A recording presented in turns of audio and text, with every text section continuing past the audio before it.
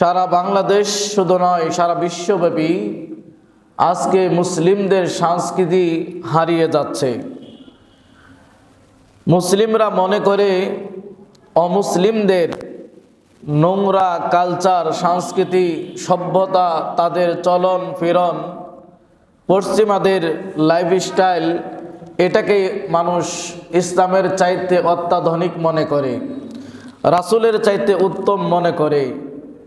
এরকমটি অমুসলিমরা মনে করতে পারে, হিন্দু খ্রিস্টান বৌদ্ধরা মনে করতে পারে, কিন্তু একজন মুসলিম কখনো এমনটি মনে করতে পারে না। যদি এমনটি মনে করে, রাসূলের চাইতে, ইসলামের চাইতে জীবন বিধান, উত্তম লাইফস্টাইল এবং উত্তম আদর্শ, উত্তম সভ্যতা, উত্তম কালচার রয়েছে, তাহলে ওই ব্যক্তির ঈমান থাকবে না। তাই আমরা আজকে কোরআন ও হাদিসের আলোকে জানার চেষ্টা করব বিভিন্ন দিবস আমরা পালন করে থাকি, আমাদের দেশে পালন করে থাকা হয়, সেগুলো কোরআন সুন্নাহ কতটুকুন সমর্থন করে। আমরা যারা ব্যবসা বাণিজ্য করি, দুনিয়ার সব কিছুই একটি খাতায় লিপিবদ্ধ করে রাখি। আজকে 2024 সালের শেষ জুমা, আগামী জুমা যেটি হবে সেটি হবে 2025 সালের প্রথম জুমা। তো বছর আমাদের কাছ থেকে বিদায় নেওয়াতে যারা ব্যবসা বাণিজ্য সাথে জড়িত, তারা আমরা খাতা লিপিবদ্ধ করে রাখি যে 2024 সালে আমার কতটুকুন লাভ এবং ঘাটতি হলো, সেটা খাতায় লিপিবদ্ধ করে রাখি। শুধু আমাদের আখিরাতের জীবন, পরকালীন জীবনটাই আমরা কোনো খাতায় লিপিবদ্ধ করি না। বাকি সব হিসাব নিকাশ আমরা খাতায় কিন্তু লিখে রাখি এবং মনে রাখার চেষ্টা করি, লাভ ঘাটতিগুলো পুষিয়ে নেওয়ার চেষ্টা করি। শুধু পরকালীন ব্যবসা, আখিরাতের ব্যবসাটাই আমরা কোনো খাতায় লিপিবদ্ধ করে রাখি না। সেটা দূষণীয় নয় যদি আপনার মেমোরি ভালো থাকে। যখন যে ইবাদতের মৌসুম আসে, সেটি যদি আপনি গুরুত্ব সহকারে সেভাবে আদায় করতে পারেন, তাহলে লিপিবদ্ধের প্রয়োজন নেই। কিন্তু দুনিয়াটাকে আমরা প্রাধান্য দেই বিদায় দুনিয়ার সব কিছু লিপিবদ্ধ করে রাখি, যাতে কোনো দিক থেকে কোনো লোকসানের, ক্ষতির সম্মুখীন না হয়। পরকালটাকে যদি আমরা প্রাধান্য দিতাম, ইসলামিক জীবনটাকে যদি প্রাধান্য দিতাম, রাসূলের আদর্শকে যদি প্রাধান্য দিতাম, ইসলামের সংস্কৃতিকে যদি প্রাধান্য দিতাম, তাহলে সেগুলো আমরা সেভাবেই গুরুত্ব সহকারে লিপিবদ্ধ করে রাখতাম এবং বাস্তবায়ন করতাম। আল্লাহ রাব্বুল আলামিনের লাখো শুকরিয়া যে এই নববর্ষ বরণ, নতুন বছরকে সাদরে বরণ করা, এটা এখন পর্যন্ত আল্লাহ রাব্বুল আলামিন আরবি নববর্ষকে হেফাজত করেছেন। কারণ গোটা পৃথিবীতে কোথাও দেখবেন না যে মুহররম মাস আসলে নতুন হিজরি সন শুরু হয়, এটাকে অন্য অন্য বছরের মতো ডাক ডোল পিটিয়ে, আতশবাজি ফুটিয়ে, আলোকসজ্জা করে গ্রহণ করা হয়। এটা এই আমাদের হিজরি সন যেটা আমরা গণনা করি আরবি, এটা কিন্তু এখান থেকে আল্লাহ রাব্বুল আলামিন হেফাজত করেছেন। ইংরেজি নববর্ষ যেটি আগামী মঙ্গলবার রাত 12টা 1 মিনিটে উদযাপিত হবে সারা পৃথিবীব্যাপী। সময়ের সাথে এদিক সেদিক হতে পারে, কিন্তু বাংলাদেশের বিশেষ করে উঠতি বয়সের তরুণ তরুণী, যুবক যুবতী, তারা এই নববর্ষে বিভিন্ন রকমের আয়োজন তারা করে থাকে বা করবে। সেটা যেন আপনার আমার এই সমাজে না হয়, আপনার আমার পরিবার পক্ষ থেকে যেন না হয়, আপনার আমার ছেলে মেয়ের মাধ্যমে সেটি যেন বরণ করা না হয়, সেদিকে আমাদের লক্ষ্য রাখতে হবে। পহেলা বৈশাখ এটা হিন্দুদের সংস্কৃতি, সূর্য পূজা। পহেলা বৈশাখ আসলেই আমাদের মুসলিম কালচার যারা মনে করে যে এটা আমাদের বাঙালি সংস্কৃতি, এটা বাঙালি সংস্কৃতি নয়, এটা হিন্দু প্রথা, এটা হিন্দুদের থেকে আসছে। ওরা সূর্য পূজা করে থাকে। সেই সূর্য পূজা যারা, তারা এই নববর্ষকে, পহেলা বৈশাখকে তারা গ্রহণ করতে পারে, কোনো মুসলিমের বাচ্চা এটাকে এভাবে গ্রহণ করতে পারে না। অনুরূপভাবে ইংরেজি নববর্ষ যেটি 31শে ডিসেম্বর আগামী মঙ্গলবার হওয়ার পরে, যেটা বাংলাদেশের নিউজগুলো যদি দেখেন এখন থেকেই সরকারিভাবে দিক নির্দেশনা দেওয়া হচ্ছে কি করা যাবে আর কি করা যাবে না, কিন্তু একবারও এরা চিন্তা করে না এই জিনিসটাই তো এইভাবে বরণ করা। ইসলামী দেশ হিসাবে এই দেশে অধিকাংশ মানুষ মুসলিম সংস্কৃতি বেড়ে উঠেছে, তারা নিজেরা দাবি করে একবারও এটাকে বন্ধ করার চিন্তা করে না, বরং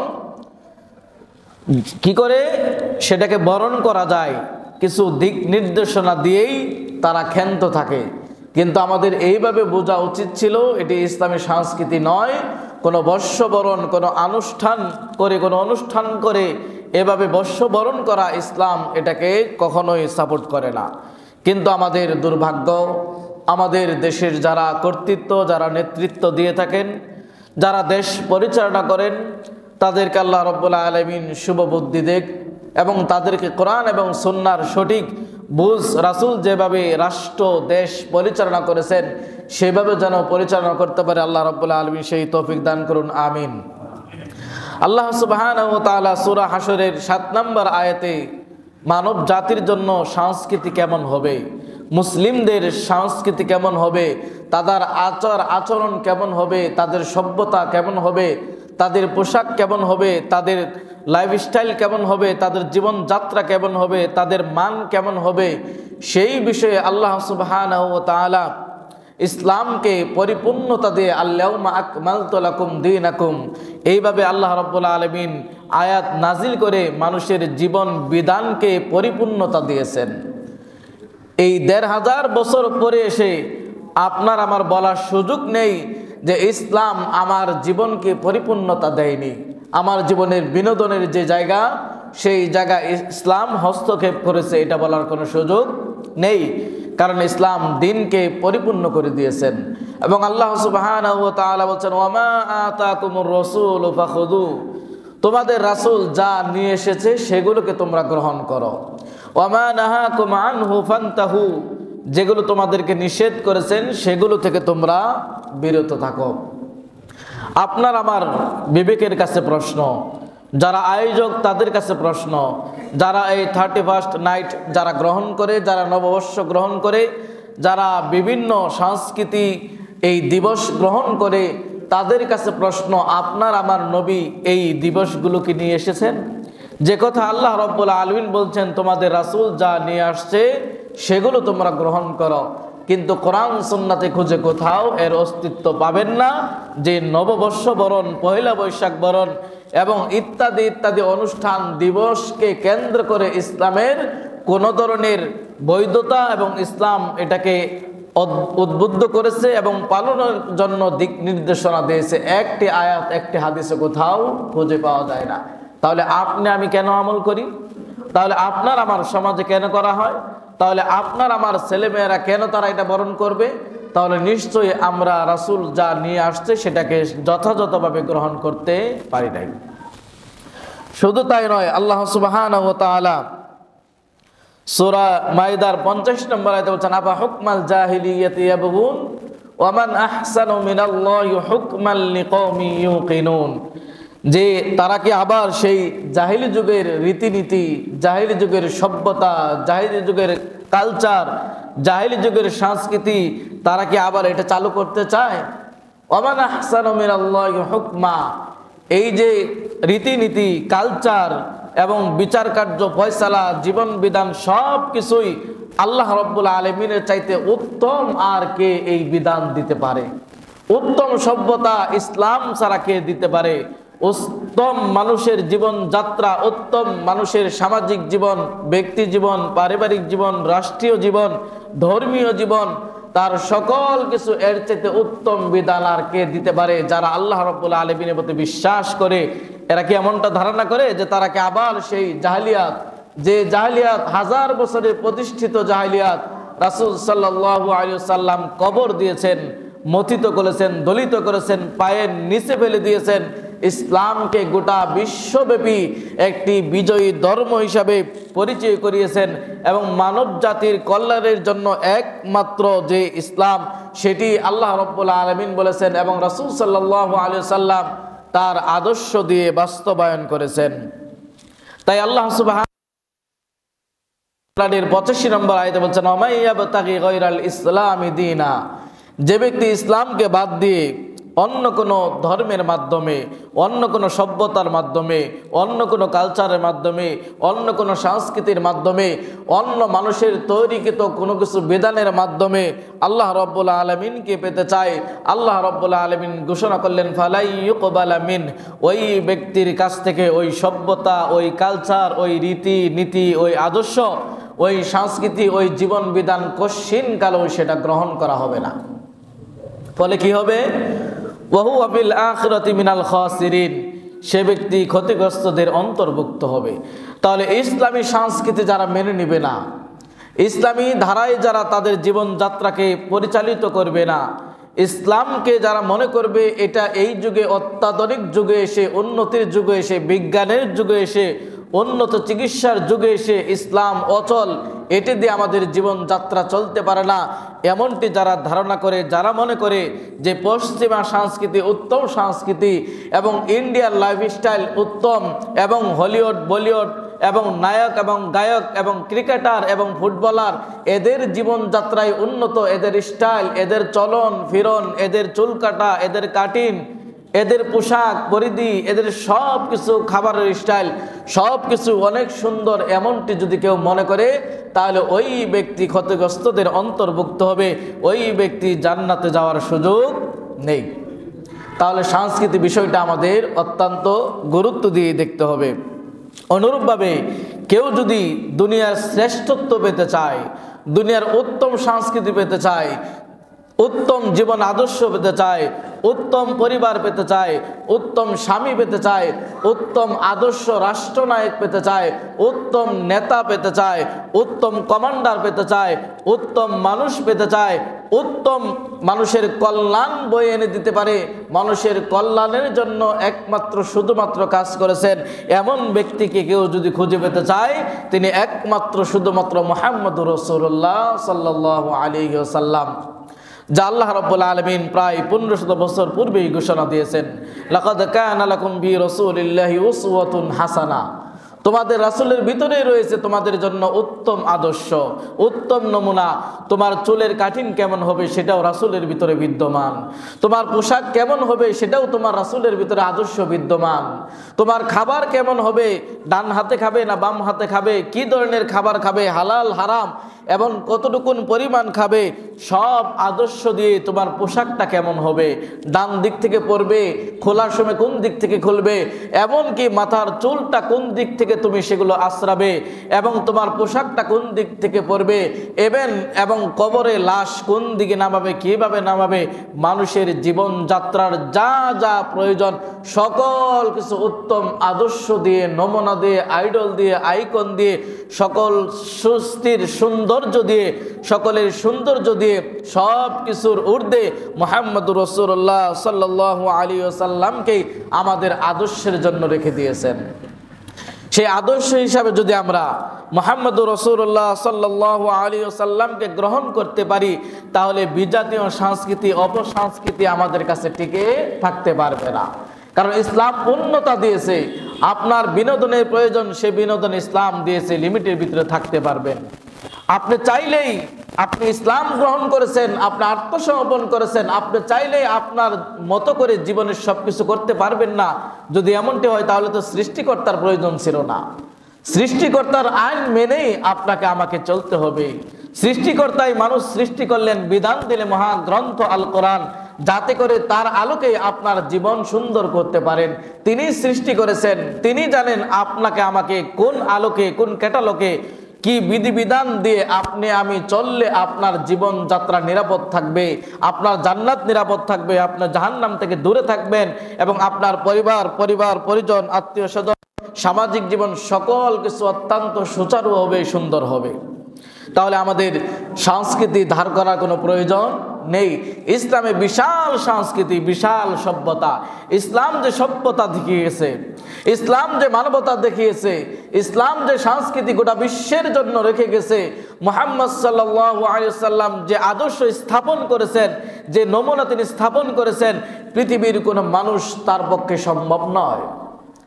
তিনি নেতা হিসাবে একজন সফল নেতা, তিনি রাষ্ট্রনায়ক হিসাবে একজন রাষ্ট্রনায়ক, সফল রাষ্ট্রনায়ক, তিনি স্বামী হিসাবে কতই না উত্তম, তিনি তার সাথীদের সাথে কতই না উত্তম ব্যবহার করেছেন, কতই না সুন্দর মানবীয় গুণ দিয়ে এবং উত্তম চরিত্রের সকল চরিত্রের মাধুর দিয়ে তাকে আল্লাহ রাব্বুল আলামিন পৃথিবীতে সাজিয়ে পাঠিয়েছিলেন এবং তাকে রাহমাতাল লিল আলামিন হিসাবে ঘোষণা করে দিলেন স্বয়ং আল্লাহ সুবহানাহু ওয়া তাআলা।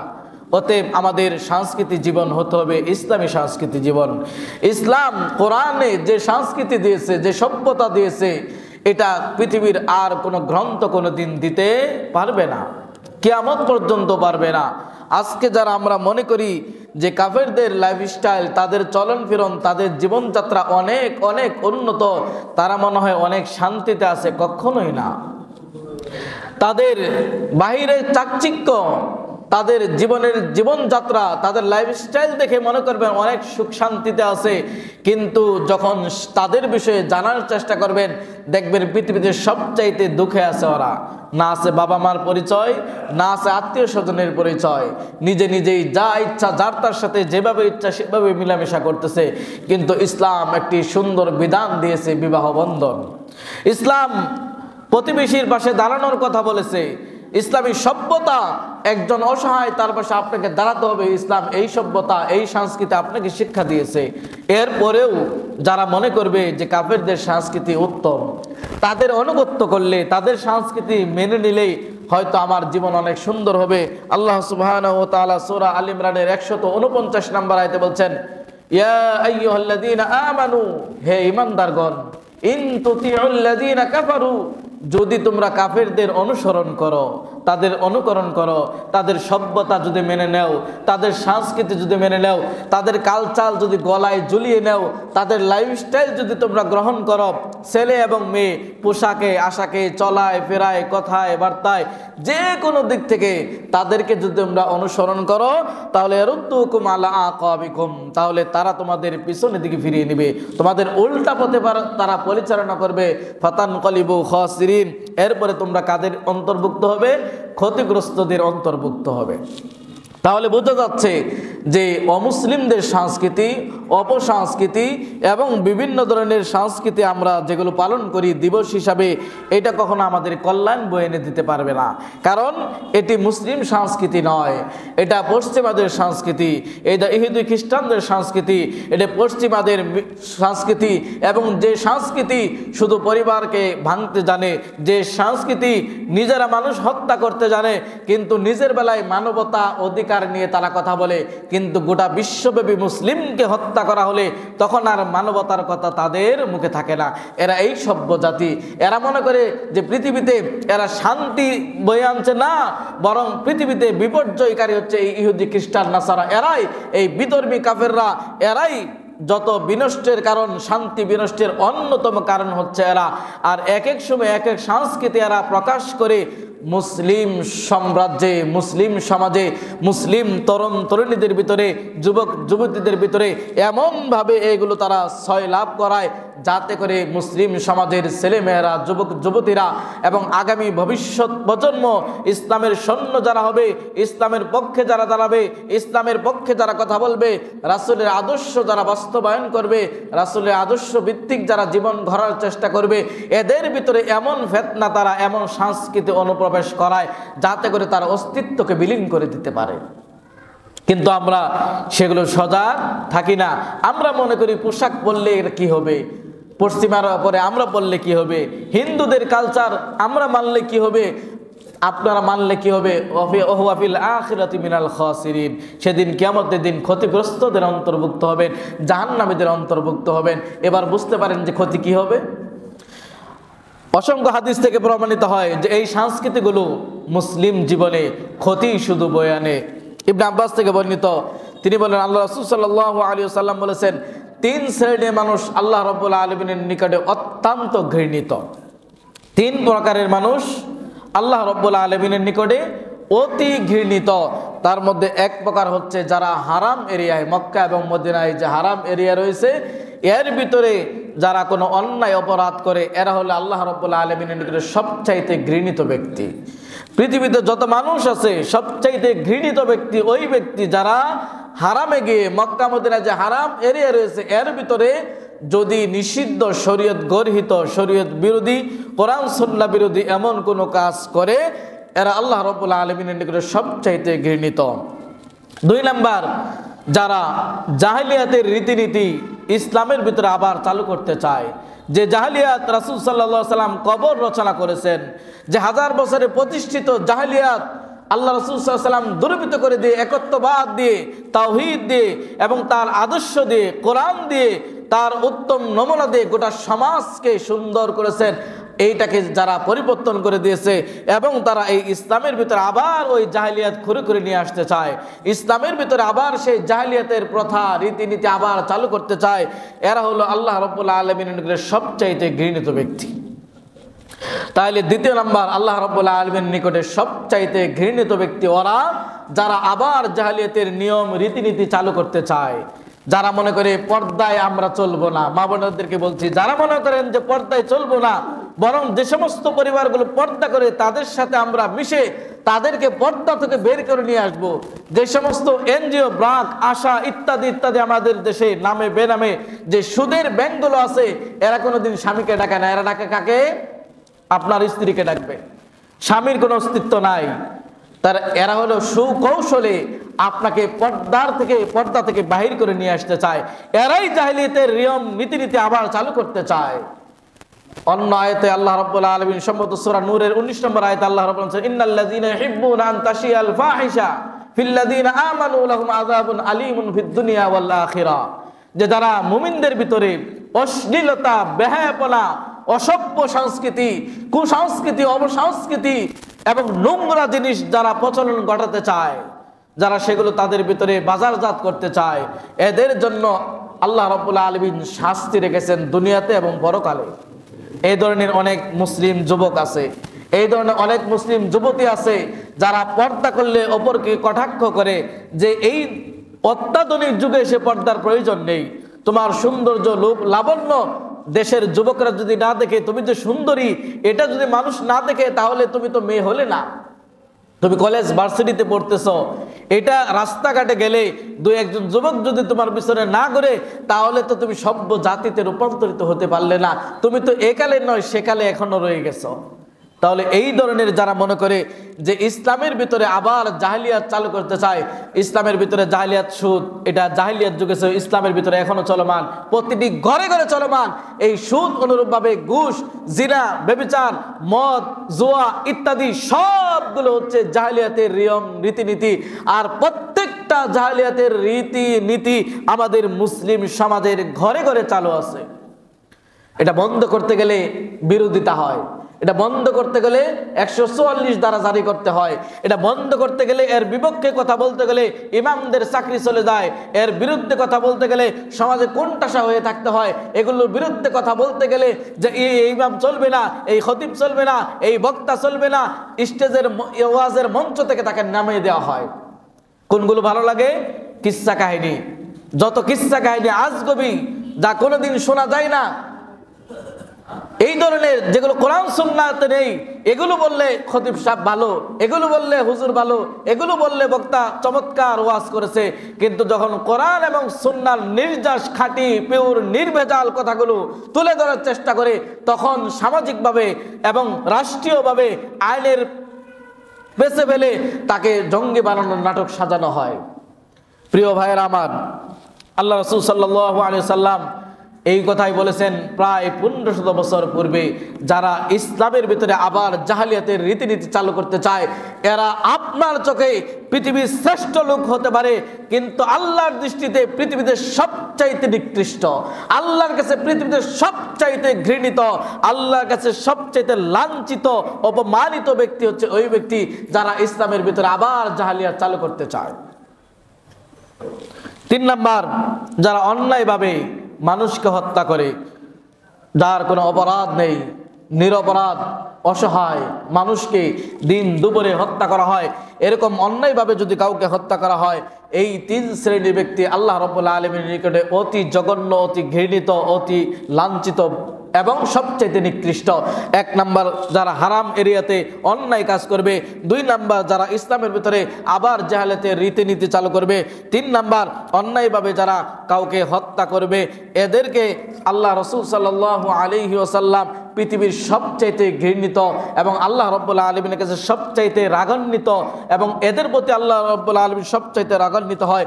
এই 3 শ্রেণীর ব্যক্তি আপনার আমার সমাজে, আপনার আমার পরিবারে, আপনার আমার গ্রামে, প্রায় পাড়ায়, প্রতি মহল্লায় আছে। অতএব ঘৃণিত ব্যক্তিদের অন্তর্ভুক্ত আমরা হতে চাই না। এখান থেকে আমাদের বের হয়ে আসতে হবে। আল্লাহ রাব্বুল আলামিন তৌফিক দান করুন, আমিন। ইসলামে যদি কোনো দিবস পালন করতেই হতো তাহলে সবচাইতে ওই দিনটাই প্রিয় ছিল গোটা বিশ্ববাসীর জন্য। গারে হেরাতে যেদিন প্রথম ওহী অবতীর্ণ করা হলো, ইকরা বিসমি রাব্বিকাল্লাযী খালাক, কই মুসলিম সংস্কৃতিতে কোনোদিন খুঁজে পাবেন না। কারণ পৃথিবীর সমস্ত শ্রেষ্ঠত্ব দিয়ে পৃথিবীর শ্রেষ্ঠ গ্রন্থ হিসাবে হুদাল্লিন নাস, মানব জাতির হেদায়েত দিতে পারে মহাগ্রন্থ আল কোরআন, নির্ভেজাল এক মহাগ্রন্থ আল কোরআন মুসলিম জাতিকে গাইডলাইন দিবে এমন একটি গ্রন্থ দিয়ে আল্লাহ রাব্বুল আলামিন সেই হেরাগাহায় সর্বপ্রথম আয়াত নাজিল করলেন। যদি ইসলামে কোনো দিবস, ইসলামে যদি এই ধরনের সংস্কৃতি থাকতো তাহলে সারা বিশ্বব্যাপী এই দিনের চাইতে উত্তম আর দিন হতে পারে না, যে শ্রেষ্ঠত্ব কোরআনকে আল্লাহ রাব্বুল আলামিন দিয়েছেন। আর কোরআন এই গারে হেরাতে প্রথম অবতীর্ণ হলো 5টি আয়াত। ওই গারে হেরার কোনো সংস্কৃতি মুসলিম সমাজে অস্তিত্ব খুঁজে পাওয়া যায় না। তার মানে এটি বৈধ নয় এইভাবে পালন করা। যদি তাই হতো তাহলে ইসলামের প্রথম যুদ্ধ সেই বদরের রণাঙ্গনে যে প্রেক্ষাপটকে পাল্টে দিয়েছিল, যে রণাঙ্গনে সেই বদরের প্রান্তরে মুহাম্মদুর রাসূলুল্লাহ সাল্লাল্লাহু আলাইহি ওয়াসাল্লাম বলেছিল, হে আল্লাহ, ইসলামকে যদি বিজয় করতে হয়, ইসলামী দাওয়াত যদি কায়েম করতে হয়, আজকে সালাম সেই দোয়া করেছিলেন যদি পালন করতেই হয় কোনো দিবস তাহলে সেই বদরের দিবস আমাদের পালন করা দরকার। কিন্তু বদরের সংস্কৃতি, বদরের দিবস কি আমরা পালন করি না কেন? ইসলাম এইভাবে সেটাকে পালনের কোনো সুযোগ দেয় নাই। যে বদরের যুদ্ধে স্বয়ং আল্লাহ রাব্বুল আলামিন ফেরেশতা অবতীর্ণ করেছেন, যে ফেরেশতারা যুদ্ধ করেছে মানুষের আকার আকৃতি নিয়ে, 3000 ফেরেশতা, এবং আল্লাহ রাব্বুল আলামিন ঘোষণা দিয়েছেন প্রয়োজনে যদি এরকম তোমরা ইসলামের পক্ষে কাজ করো 3000 নয় 5000 ফেরেশতা দিয়ে তোমাদেরকে সহযোগিতা করা হবে। শয়তান সেই যুদ্ধ থেকে পলায়ন করেছে, কারণ সামনে শুধু দেখতেছে এমন অবস্থা, এমন ভাবে মার, এমন ভাবে লাঠি দিয়ে বাড়ি দিচ্ছে, চেহারা, চামড়া, মুখ, সামান, এই চেহারা ফেটে সব মাটিতে লুটিয়ে পড়ছে। শয়তান পালায়ন করছে, বলছে কেন পালাচ্ছ? বলছে ইন্নী আরা মা লা তারা, আমি যা দেখতেছি তোমরা তা দেখতে পাচ্ছ না। কারণ শয়তান দেখতে পাচ্ছে এখানে ফেরেশতারা যুদ্ধে অংশগ্রহণ করেছে, শয়তান পালিয়ে গেছে। কিন্তু বদরের সেই র্যালি, বদরের সেই সংস্কৃতি মুসলিম সমাজে পালন করা হয় না কেন? ইসলাম এটাকে এইভাবে অনুমোদন করা হয়নি। অনুরূপভাবে উহুদের প্রান্তরে ইসলামের বড় একটা প্রেক্ষাপট, আল্লাহ রাসূল সাল্লাল্লাহু আলাইহি সাল্লামের দাঁত ভেঙে গেল, তিনি রক্তাক্ত হলেন এবং তার হেলমেট ভেঙে গেল, রক্ত বের হয়ে গেল, এবং আল্লাহ রাসূল বললেন ওই জাতি কিভাবে সফল হবে যে জাতি তার নবীর উপর আক্রমণ করে। তাহলে সেই উহুদের সংস্কৃতি কিন্তু আমরা ওইভাবে পালন করি না। কিন্তু প্রতিটি মানুষের, প্রতিটি মুসলিমের আমাদের অন্তরে যুদ্ধ এবং জিহাদের আকাঙ্ক্ষা তামান্না থাকতে হবে। কিন্তু ইসলাম এটাকে এইভাবে র্যালি হিসাবে, অনুষ্ঠান সর্বস্ব, দিনক্ষণ গুণে এইভাবে সংস্কৃতি ইসলাম পছন্দ করে না, এটাকে সমর্থন করে না। তাহলে এগুলি যেহেতু পালন করা সম্ভব নয়, তাহলে কোন দিনে 31st নাইট আপনি আমি পালন করি, পহেলা বৈশাখ পালন করি? আজকে যারা মুসলিম সভ্যতায় এসে, মুসলিম সাম্রাজ্যে এসে যারা বাংলাদেশের প্রেক্ষাপটে মুসলিম হিসাবে নাম দিয়ে যুবক যুবতী যারা এই 31st নাইট পালন করতে চান, তারা কি ইতিহাস জানেন? এই 31st নাইট কোথা থেকে আসছে? যদি জেনে না থাকেন, এখন সহজ জানা, মোবাইলে সার্চ দিবেন জানুস লিখে সার্চ দিবেন। এই যে 31st নাইট যে পালন করেন, সেই জানুস লিখে সার্চ দিলে দেখবেন মোবাইলে দুই মাথাওয়ালা মূর্তি বেশি আসবে। একটি হচ্ছে সামনের দিকে মুখ, আরেকটি হচ্ছে পিছনের দিকে মুখ। কোনোটাতে দেখবেন দাড়ি আছে, কোনোটাতে দাড়ি নাই, 2 রকমই দেখবেন। এটা গ্রিক ইউনান যারা, এরা ওই সময় জানুস নামে এই দেবতার মূর্তি পূজা করা হতো। এই ইউনান এবং গ্রিক এরা এই মূর্তি পত্তলিক এদেরকে পূজা করা হতো। এরা মনে করতো ওই পিছনের যে মুখ, এই পিছনের মুখে 12টার আগে গিয়ে তাকে কৃতজ্ঞতা জানাতো যে এই গত বছর অনেক ভালো ছিলাম ইত্যাদি ইত্যাদি সবই তোমার অবদান, তাই তোমাকে কৃতজ্ঞতা প্রকাশ করলাম। আবার যে 12টা 1 মিনিট হয় তখন সামনের যে মুখ আছে সেই সামনের মুখের সামনে এসে এই সামনের মুখকে খুশি করে যে আগামী বছর যেন ভালো চলতে পারি এটাকে খুশি করতে হয়। এখান থেকে এই জানুয়ারি এই 31st নাইট, তাহলে মুসলিম সভ্য জাতি, মুসলিম কি করে এই দেবতার জাতি এই সংস্কৃতি কি করে মুসলিম পালন করতে পারে? তাহলে আমাদের দেশে 31st নাইট নামে কোনো মুসলিম সভ্য জাতি কোনো এটাকে কেউ গ্রহণ করতে পারে না, কারণ এটা মুশরিকদের পত্তলিক, এটা মুশরিকদের কাজ। এই জানুস দেবতার কাছে তারা মনে করত যে সামনের যে মুখ এটি আগামী বছর আপনি ভালো খাবেন, ভালো পড়বেন, ভালো থাকবেন, এইটা সে দিতে পারে। তার আগামী এই সামনের মুখটাকে খুশি করতে হবে। আর পিছনের যে মুখ এখানে গত বছর যা হয়েছে এই জন্য আপনি কৃতজ্ঞতা প্রকাশ করেন। মুসলিম যুবক ভাই বোনেরা 31st নাইট পালন করার আগে এই ইতিহাসটা জেনে তারপরে পালন করার উচিত। অত্যন্ত আফসোস লাগে আমরা আমাদের নিজস্ব সংস্কৃতিকে ভুলে গেছি। ইবনে ওমর রাদিয়াল্লাহু আনহু তিনি বলেন, আল্লাহ রাসূল সাল্লাল্লাহু আলাইহি ওয়াসাল্লাম বলেন, মান তাশাব্বাহা বিকওমিন ফাহুয়া মিনহুম। যে ব্যক্তি কোনো জাতির সাথে, যে ব্যক্তি কোনো সম্প্রদায়ের সাথে সাদৃশ্য রাখবে, পোশাকে, চলায় ফিরায়, কথায় বার্তায়, চলনে ফিরনে, যে কোনো দিক থেকে যদি কেউ কারোর সাথে সাদৃশ্য রাখে তাহলে ওই ব্যক্তির কিয়ামত হবে, ওই ব্যক্তির হাসর হবে, ওই ব্যক্তি কিয়ামতের দিন উত্থাপিত হবে ওই জাতির সাথে যে জাতির সাদৃশ্য সে রেখেছে। এবার দেখেন আপনার পয়লা বৈশাখ কোন সাহাবীদের সাথে সাদৃশ্য, পয়লা বৈশাখ বরণ কোন নবীর সাথে সম্পৃক্ত, 31st নাইট, অপসংস্কৃতি, 14ই ফেব্রুয়ারি ইত্যাদি ইত্যাদি যে দিবসগুলো আমাদের দেশে পালন করা হয় এগুলো ইসলামের কোন নবীর সাথে সম্পৃক্ত, কোন সাহাবীর সাথে সম্পৃক্ত, কোন কোরআনে বর্ণনা আছে, কোন নবী বলেছে, কোন স্রষ্টা আপনাকে বলেছে, একটার উত্তর আপনার কাছে নাই। তাহলে আপনি কেন পালন করেন? আপনার সমাজে কেন পালন করা হয়? আপনার ছেলেমেয়ে কেন পালন করে? তাহলে এই জানুস দেবতার কাছে যেরকম মাথা নত করেছে ওই সময়ের গ্রিক ইউনানিরা, আপনিও কি তাদের অন্তর্ভুক্ত হতে চান? যদি এমনটি না হয় আপনার সন্তানকে আজই সতর্ক করুন। অনুরূপভাবে হারেস আল আশআরী রাদিয়াল্লাহু থেকে বর্ণিত, তিনি বলেন আল্লাহ রাসূল সাল্লাল্লাহু আলাইহি ওয়াসাল্লাম বলেছেন, যে ব্যক্তি জাহেলিয়াতের দিকে আহ্বান করবে, যে ব্যক্তি জাহেলিয়াতের নিয়ম নীতির দিকে আহ্বান করবে, সে ব্যক্তি যেন তার ঠিকানা বানিয়ে নিল জাহান্নাম।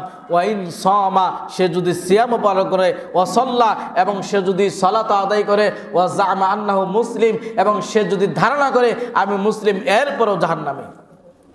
কে বলেছে? রাসূল সাল্লাল্লাহু আলাইহি সাল্লাম বলেছে। কোন ব্যক্তি যদি জাহেলিয়াতের কোন রীতিনীতি চালু করতে চায়, সেদিকে ধাবিত করে মানুষকে আহ্বান করে এবং শ্রেষ্ঠ মনে করে, ইসলামের চাইতে উন্নত মনে করে, এমনটা যদি মনে করে তাহলে ওই ব্যক্তি জাহান্নাম ঠিকানা বানিয়ে নিল।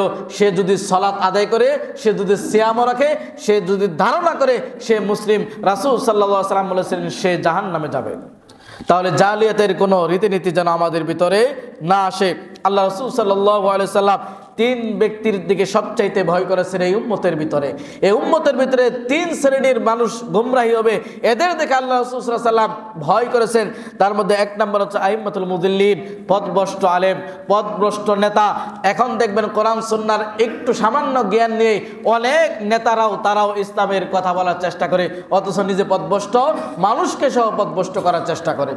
এবং এমন আলেম রয়েছে নিজে পথভ্রষ্ট এবং সরকারি এবং কোনো সুযোগ সুবিধা পাওয়ার জন্য একসময় ফতোয়া দিয়েছে না যে ভাস্কর্য বৈধ। এই দেশের আলেমরাই ফতোয়া দিয়েছে ভাস্কর্য বৈধ। ভাস্কর্যের ইতিহাস যদি জানতে চান তাহলে সূরা নূহ চলে যান। সূরা নূহ খুলে দেখেন, নূহ আলাইহিস সালাতু ওয়াস সালাম মূর্তি যা ভাস্কর্যই তা, কোনো পার্থক্য নেই। এই মূর্তি পূজার ইতিহাস কোত্থেকে আসছে? নূহ আলাইহিস সালাতু ওয়াস সালামের জামানায় 5 জন ভালো ব্যক্তি ছিলেন, তাদের নামে তারা কি করলো? নূহ আলাইহিস সালাতু ওয়াস সালাম আল্লাহর কাছে ফরিয়াদ করে, হে আল্লাহ, এরা চক্রান্ত, কঠিন চক্রান্ত করেছে। কি চক্রান্ত করেছে?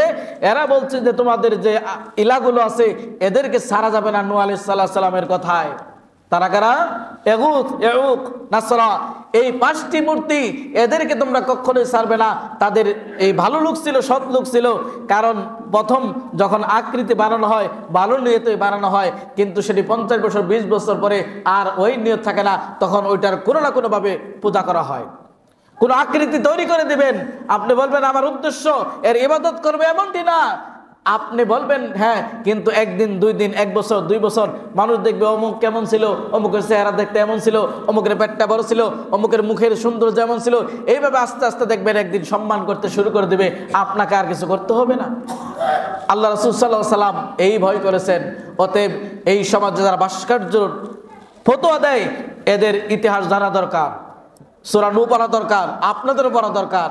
কোনো ভাস্কর্য, ছবি, মূর্তি, এগুলো রাসূল সাল্লাল্লাহু আলাইহি সাল্লাম ভাঙার জন্য আসতেন, এগুলো স্থাপনের জন্য আসেন নাই।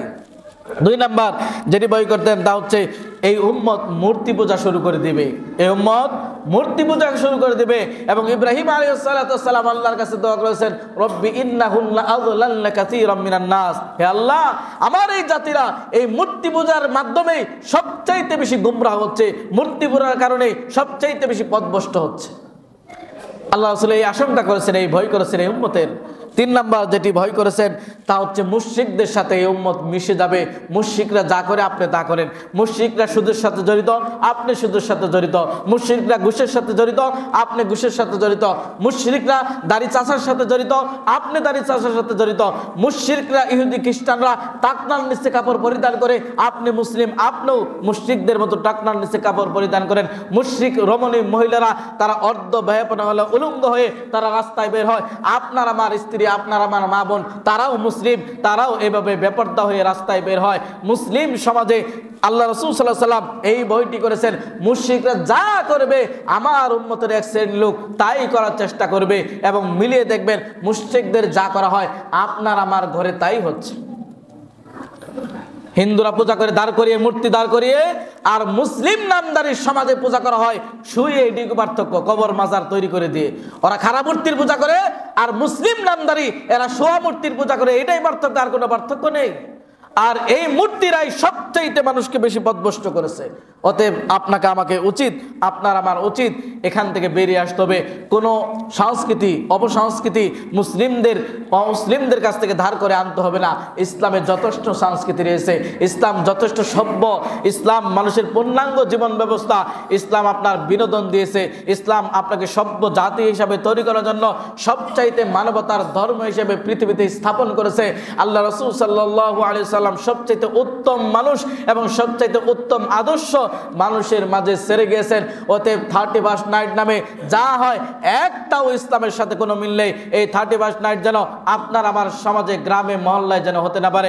ওই রাতকে কেন্দ্র করে একদল যুবক যুবতী তারা গান বাদ্য বাজনা করবে। গান বাদ্য বাজনা কোন ইসলামে হারাম? কোন ইসলাম হালাল করেছে এটাকে বলুন? গান বাদ্য বাজনা এই 31 নাইটকে কেন্দ্র করে সেখানে জুয়ার আসর বসা হয়, সেখানে মদের আসর বসানো হয়, সেখানে বাদ্যযন্ত্র বাজানো হয়, অসহায় মানুষদেরকে, অনেক অসুস্থ মানুষকে সেখানে কষ্ট দেওয়া হয়। একটাও কোরআন সুন্নাহ সাপোর্ট করে না। যা বলেছি যা হয় এই 31 নাইটকে কেন্দ্র করে সবগুলো হলো ইসলামের দৃষ্টিতে হারাম, হারাম, হারাম। তাহলে এই হারাম কাজ আপনার সমাজে হলে আপনি চুপ করে বসে থাকেন কেন? আপনার নেতৃত্ব আছে, আপনার কর্তৃত্ব আছে, আপনার শক্তি আছে, আপনি বন্ধ করুন। আপনার ছেলে মেয়েদেরকে উদ্বুদ্ধ করুন, এর ভয়াবহতা সম্পর্কে তাদেরকে সচেতন করুন। আল্লাহ সুবহানাহু ওয়া তাআলা আমাদের সবাইকে, যে সভ্য জাতি আমরা বলি, এই সভ্য জাতির ইতিহাস যদি পত্র পত্রিকায়, মিডিয়া দেখেন যে 14ই ফেব্রুয়ারি ডাস্টবিনে বাচ্চা হয়, সভ্য জাতি নিজেকে দাবি করেন সভ্য। কত আপনার অন্যায়ভাবে হত্যা করা হয়, আপনি দাবি করছেন আমরা সভ্য জাতি। কোন সভ্য জাতি অন্যায়ভাবে মানুষকে হত্যা করে? কোন সভ্য জাতি আপনার বাড়ির চাকরকে সেক দিয়ে, ইস্তারি দিয়ে সেক দিয়ে বের করা হয়? কোন সভ্য জাতি শিশু দর্শন করে? কোন সভ্য জাতি কাছে বৃদ্ধ মহিলা পর্যন্ত নিরাপদ না? কোন সভ্য জাতি মানুষকে কেটে টুকরো টুকরো করে দিতে পারে? কোন সভ্য জাতির কথা বলছি? এই বাংলাদেশের সভ্য জাতির কথা বলছি। এটা সভ্যতা? কখনোই না। আপনার আমার মেয়েরা রাস্তাঘাটে দুশ্চিন্তা হয়, আপনি বলছেন সভ্য জাতি? কিসের সভ্য জাতি? এখনো আমরা সভ্য হতে পারি নাই। আল্লাহ সুবহানাহু ওয়া তাআলা এই অপসংস্কৃতির সুবল থেকে আমাদের এই মুসলিম ভাই বোনদেরকে আল্লাহ রাব্বুল আলামিন হেফাজত করুন। আমিন। আকুলু মা তাসমাউন ওয়া লাকুম লিসাইরিল মুসলিমিন ফাস্তাগফিরু ইন্নাহু হুয়াল গফুরুর রহিম।